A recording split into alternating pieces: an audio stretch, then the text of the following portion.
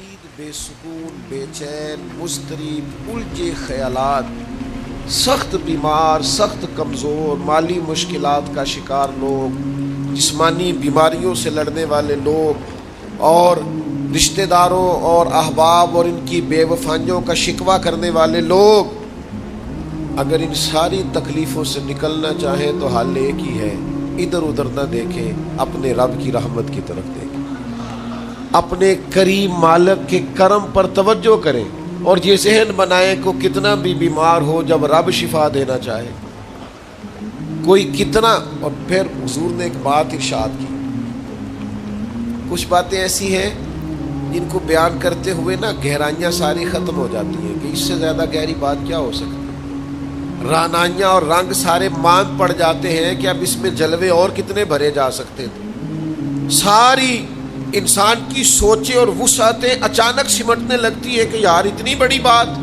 یہ ذرا انداز دیکھیے حضور کا بیان کرنے کا۔ نبی پاک علیہ السلام فرماتے ہیں جب قیامت والے دن اللہ ان لوگوں کو اجر عطا کرے گا نا جن پر دنیا میں مشکلات آتی رہی، تو فرمایا وہ لوگ سوچیں گے کہ یہ تو مشکلات تھوڑی تھی، کاش کبھی زیادہ آ جاتی نا، کاش ہمارے وجود کینچیوں سے کاٹ دیے جاتے۔ وہ لوگ سوچیں گے، اور وہ بھی سوچیں گے جن پر مشکلات نہیں آئی تھی کہ کاش کبھی ہم بھی اس چکی سے پس کے آتے نا، اس سے زیادہ بھی کوئی اجر ہو سکتا ہے کہ رب کہتا ہے ان اللہ مع الصابرین، جو مصیبت پہ صبر کر دے اللہ اس کے ساتھ ہے۔ معیت الہی اس شخص کو نصیب ہو رہی، رحمت خداوندی سے کبھی نظر نہ ہٹائیں۔ آتی رہتی ہیں مشکلات، آتے رہتے ہیں دکھ، ہو جاتی ہیں غلطیاں، کمزور ہے انسان، کر بیٹھتا ہے گناہ بھی، لیکن ایک گناہ میرا ماں پیو ویکھے، ایک گناہ میرا ماں پیو ویکھے تے دیوے دیس نکالا، تے لکھ گناہ میرا مولا ویکھے تے پردے پاون والا، ڈھال دیتا ہے رحمت کا پردہ، کرم ہو جاتا ہے۔ رحمت الہی سے کبھی توجہ نہ ہٹے، اپنے دل کو ٹھنڈا رکھنے کے لیے، طبیعت کو سکون میں رکھنے کے لیے رحمت۔ حضور علیہ السلام فرماتے ہیں بندے سے غلطی ہو جاتی ہے، پھر اللہ کی بارگاہ میں توبہ کرتا ہے تو رب فرشتوں سے فرماتا ہے میرے بندے کو پتہ ہے کہ میرے علاوہ معاف کرنے والا کوئی، تو دیکھو نا وہ آ گیا ہے، تو فرشتے اپنے مالک کی بات کی طرف متوجہ ہوتے ہیں، تو رب فرماتا ہے گواہ ہو جاؤ میں نے اسے معاف کر دیا ہے۔ حضور فرماتے ہیں اس بندے سے پھر غلطی ہو جاتی، وہ پھر عرض کرتا ہے مالک بھول گیا تھا، غلطی ہو گئی، خطا ہو گئی، گناہ ہو گیا، تو اللہ فرماتا دیکھا نا میرے بندے کو پتہ ہے میرے سوا معاف کرنے والا کوئی نہیں، تو جاؤ گواہ ہو جاؤ میں نے معاف کر دیا۔ حضور فرماتے ہیں تیسری بار پھر غلطی ہو جاتی، یہ پھر آ جاتا ہے، تسی تے میں دسو خا جڑا 3 واری آوے وہ علاج کی ہے، اسی کہنے ہیں تو باز آنا، کہنے ہیں کہ نہیں تو نے ٹھیک ہونا، تو نہیں ٹھیک ہو سکتا، تو نے نہیں باز آنا، تیرا علاج اب جا دوڑ جا، تیرا کوئی حل نہیں۔ حضور فرماتے ہیں 6 بار آ گیا، تیسری بار آ کے کہتا اللہ معاف کر دے، تو اللہ کہتا ہے پتہ نا میرے بندے کو میرے علاوہ معاف کرنے والا کوئی نہیں، گواہ ہو جاؤ میں نے اسے معاف کر دیا۔ گویا وہ جب جب آتا رہتا ہے رب تب تب اسے معاف فرماتا رہتا ہے۔ رحمت داد دریا الہی، یہ درویشوں نے جو باتیں کی ہیں بڑی سوچ سمجھ کے کی۔ رحمت داد دریا الہی، ہر دم رحمت دا دریا الہی، ہر دم وگدا ہے۔ میں نے اگلا شعر نہیں پڑھنا، اتنا ہی میں ایک مصرے میں بات کرنی ہے صرف، رحمت دا دریا الہی، اگلا مصرع نہیں کہنا، اس کا معنی کیا ہے سمجھو۔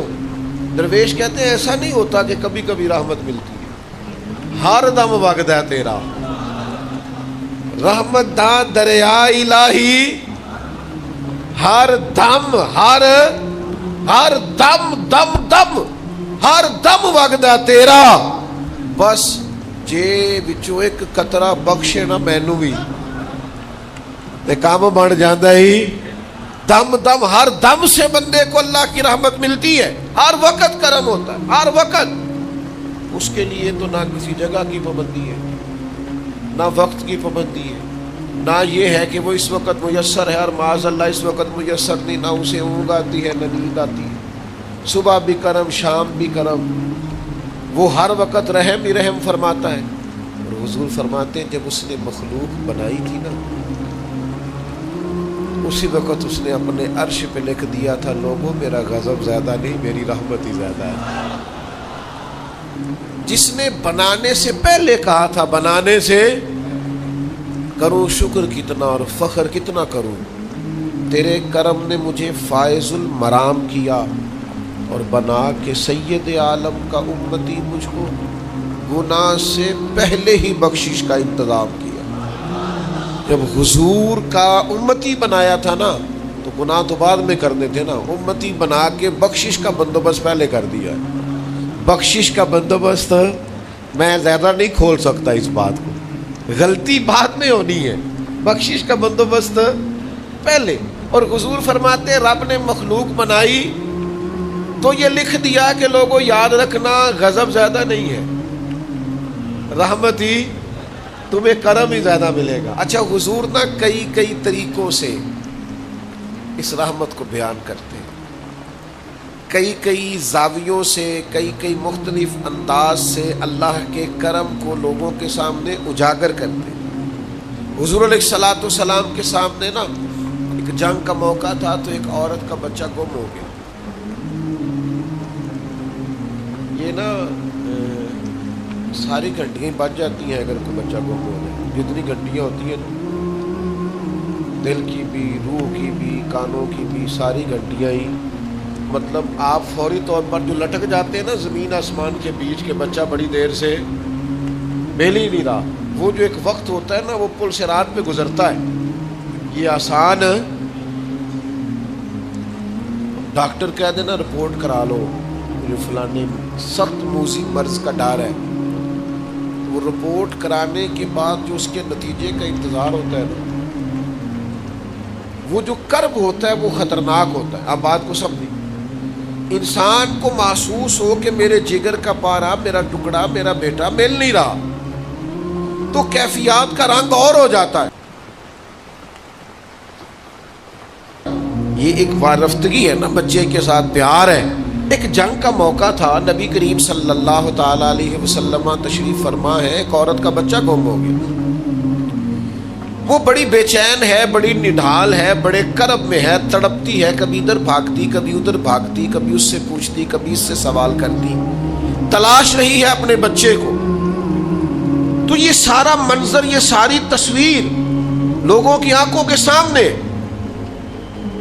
تو اس کرب کو ہر شخص محسوس کر رہا تھا، اس کی کیفیت کو ہر آدمی اپنی آنکھوں سے دیکھ رہا تھا۔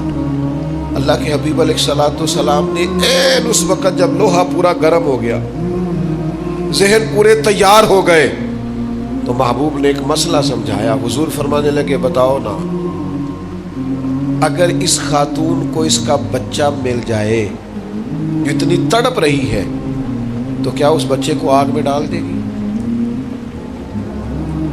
وہ کیفیت سارے دیکھ رہے تھے، مشکات میں حدیث موجود ہے۔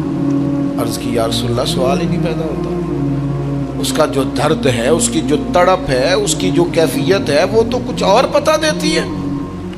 تھوڑی دیر کے لیے بچھڑ گیا ہے تو اتنی تکلیف میں ہے، تو کجا یہ کہ وہ آگ میں جلا دے۔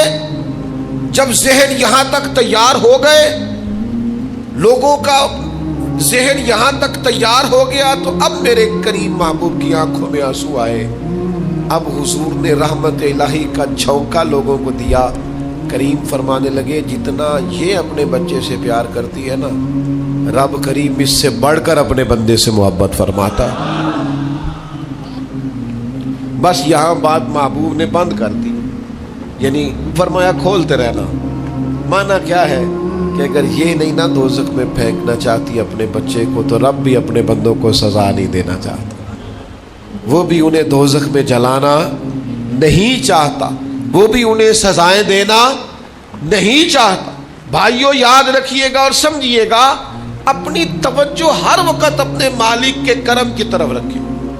ہر وقت اللہ کی عطا کی طرف. یہ جو مایوس لوگ پھرتے ہیں نا اور مایوس باتیں کرتے ہیں، اور یہ جو کہتے ہیں کہ میں بڑا تھک گیا ہوں اور میں بڑا تنگ آ گیا ہوں اور اب مجھے لگتا ہے کہ یہ چیزیں میرے کنٹرول میں نہیں آئیں گی، اور حضرت میں نے بڑی کوشش کی، جو قدم آگے لے جاتا ہوں وہی میرا پیچھے ہوتا ہے. اور بعض کہتے ہیں جی میرے ساتھ ہی ایسا کیوں ہوتا ہے، آخر میں ہی ساری زندگی اس طرح کیوں ہوں، فلاں جگہ بھی ناکام ہوا، فلاں جگہ بھی. او میرے بھائی، جس طرح کا انسان گمان کرتا ہے رب بھی اسی طرح کا معاملہ فرماتا ہے. تیری طبیعت ہی نہیں بن پا رہی کہ تو رحمت کی طرف متوجہ ہو، تیرا خیال ہی نہیں بن پا رہا کہ اس کے کرم اور عطا کی طرف تیرا دھیان جائے. تو نے اپنے اوپر مایوسیاں پوری طرح طاری کر لی ہے. بندہ مومن کبھی اپنے رب سے مایوس ہو سکتا؟ اس کی توجہ ہر وقت اس کے کرم کی طرف رہتی، اس کی توجہ ہر وقت اس کی عطا کی طرف رہتی. دیکھیں نا، بعض لوگوں پر یکدم کرم آیا، چھایا. صحابی رسول ہے، ولیوں سے، غوثوں سے، قطبوں سے، ابدالوں سے، تمام تابعین سے، محدثین سے، مفسرین سے افضل ہے. لیکن صحابی کتنی دیر کے ہیں؟ شاید 2 گھنٹے کے صحابی، 2 گھنٹے کے. ادھر آئے ہیں، ادھر کلمہ پڑھا ہے، ساتھ ہی جہاد کیا ہے، ساتھ ہی شہادت ملی ہے. صحابی 2 گھنٹوں کے ہیں، صحابی 2 گھنٹوں کے ہیں، لیکن تمام مفسرین، محدثین، اولیاء، صوفیاء کے امام ہیں. کیوں؟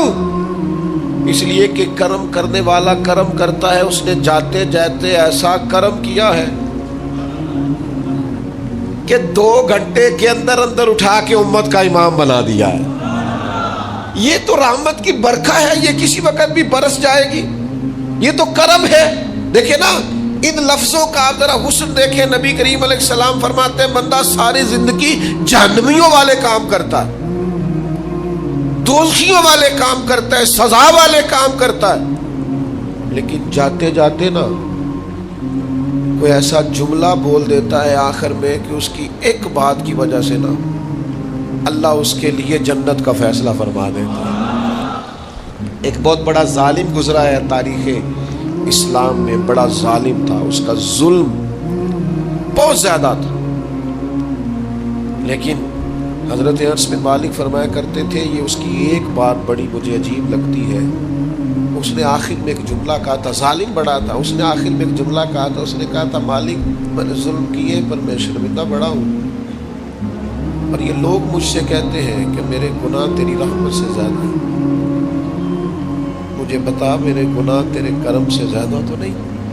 حضرت انس بن مالک فرماتے ہیں اس کی بات سن کر میرے دل کو چوٹ لگی. مجھے یوں لگا اس نے منا لینا ہے رب کے کرم کو. او میرے بھائی، اللہ کی عطا سے زیادہ تو نہیں، اس کے فضل سے زیادہ تو نہیں. رسول اللہ صلی اللہ تعالی علیہ وسلم فرماتے ہیں کہ رب فرماتے ہیں اگر میرے بندہ اتنے گناہ کرے کہ اس کے گناہ آسمان تک پہنچ جائیں، یا اتنے گناہ کرے کہ زمین کی تہ تک پہنچ جائے، اور پھر وہ آ کے اپنے کریم رب کے حضور معافی مانگے سچے دل سے، تو اللہ پھر بھی اسے معاف فرما دے.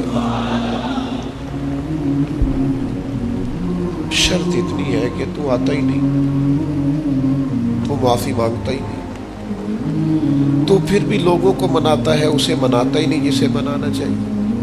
مصیبت میں بھی اب یاد خدا ہم کو نہیں آتی، دعا منہ سے نہ نکلی، جیبوں سے عرضیاں ہی نکلی. مختلف محکموں میں درخواستیں دیتے ہو، مالک کے حضور دعا ہی نہیں کرتے. جس کریم کی بارگاہ میں جانا چاہیے، جہاں سے کرم ہونا ہے، جہاں سے عطائیں ہونی ہے، اس طرف متوجہ نہیں ہوتے، اپنے کریم کو منانے کی صحیح نہیں کرتے. میرے بھائیوں، اللہ کی رحمت پر ہر وقت کامل توجہ، اللہ کے کرم پر ہر وقت توجہ. وہ بخش دے گا، وہ مہربانی کرے گا، وہ عطائیں کرے گا، وہ اپنے بندوں سے درگزر فرمائے گا. یہ شوق ہر وقت طبیعت میں قائم رہنا چاہیے. کبھی بھی اس کی رحمت سے نا امید. نوجوانوں سے بالخصوص کہوں گا، کیا ہو گیا اچھی نوکری نہیں ملتی، کوئی عرض نہیں. اگر وقتی طور پر پیسے کم ہیں تو کیا حرج ہے، کوئی مسئلہ نہیں. یہ کو بہت زیادہ جس کے پاس پیسے آ جاتے ہیں وہ تو کہنا شروع ہو جاتا ہے پیسوں میں سکون ہی نہیں. پوچھ لیں آپ، اگر تھوڑی دیر کے لیے کسی بیماری نے آن بھی لیا ہے تو بھائی بات بڑے کمال کی ہے، محبوب کی طرف سے شفائیں نہیں ہے، اگر ایک کڑوا گھونٹ آ گیا تو پھر کیا ہوگا؟ المكث فيها بالذات